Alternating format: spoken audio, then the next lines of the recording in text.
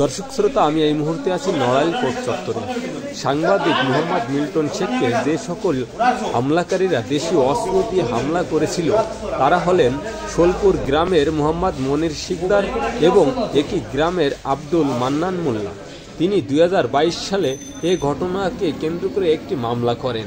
আজ সেই মামলার রায় দেয় আদালত। মোহাম্মদ মনির শিকদারকে 6 বছর কারাদণ্ড সহ 10,000 টাকা জরিমানা করেন এবং আব্দুল মান্নানকে 1 মাসের কারাদণ্ড সহ 500 টাকা জরিমানা করেন।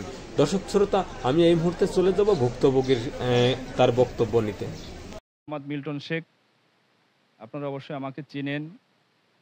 আমি দৈনিক মানবাধিকার প্রতিদিনের সিনিয়র স্টাফ রিপোর্টার হিসেবে কর্মরত আছি এবং নড়াইল জেলা প্রতিনিধি দৈনিক নোয়াপাড়া কর্মরত আছি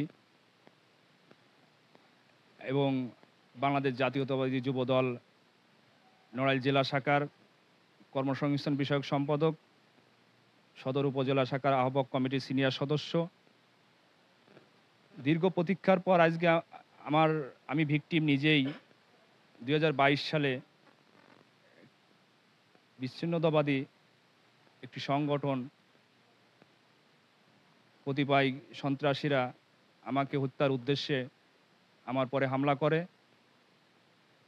দীর্ঘ কয়েকটি বছর পার হওয়ার পর আজ জেলা দায়রা জজ আদালতে এই রায়ের ঘোষণা হয়।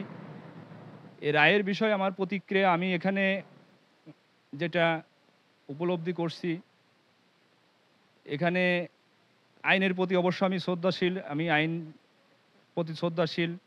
সেক্ষেত্রে মহামান্য বিচারক যে রায় দিয়েছেন সেটা আমাকে অবশ্যই মেনে নিতে হবে। এখন এই রায়ের আমি চাই যে আসামিদের আরও দৃষ্টান্ত শাস্তি হলে হয়তো আমি খুশি হতাম, যাতে করে কেউ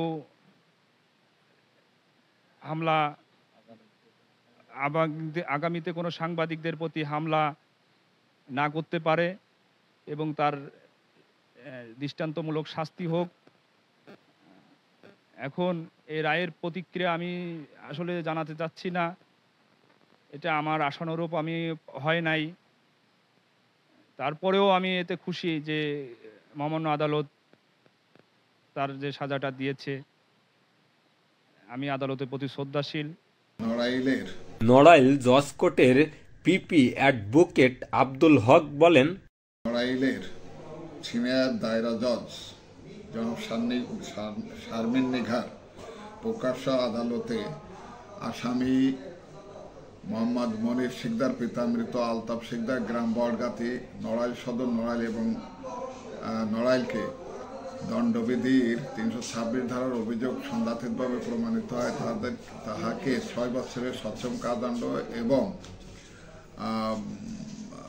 সশ্রম কারাদণ্ড 10,000 টাকা জরিমানা অনাদায়ে আরও 6 মাসের জেল প্রদান করেন এবং অপর আসামি আব্দুল মান্নান মোল্লার বিরুদ্ধে দণ্ডবিধির 341 ধারার অভিযোগ সংঘাতিকভাবে প্রমাণিত হয়। তাকে 1 মাসের বিনাশ্রম কারাদণ্ড এবং 500 টাকা জরিমানা অনাদায়ে আরও 1 মাসের বিনাশ্রম কারাদণ্ড প্রকাশ করেন। অত্র রায় প্রকাশ্য আদালতে বিজ্ঞ সিনিয়র দায়রা জজ এটা ঘোষণা করেন আসামিদের উপস্থিতিতে।